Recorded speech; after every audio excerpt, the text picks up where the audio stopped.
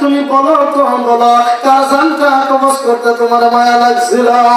আজরাইল আলাইহিস সালাম ডাকতে বলল, ও আল্লাহ, আল্লাহ, আমার আরেকটা জান কবজ করতে বড় মায়া লাগছিল গো আল্লাহ। তুমি যখন ঘোষণা করলা অন্ধকার রাত্রিতে একটা জাহাজ ডুবে গেল, আর ওই জাহাজের মধ্যে সকল মানুষের প্রাণ নেওয়া হলো। একটা মা ছিল, মায়ের গর্ভবতী মা ছিল।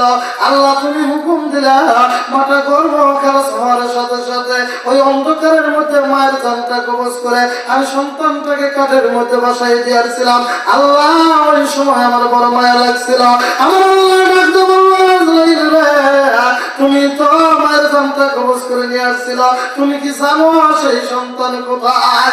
আজরাইল ডাকতে বলল, আল্লাহ আপনি তো জানেন। আল্লাহ ডাকতে বলল, ওই সন্তানকে আমি এই অন্ধকারের মধ্যে থেকে তক্তার মধ্যে বসাইয়া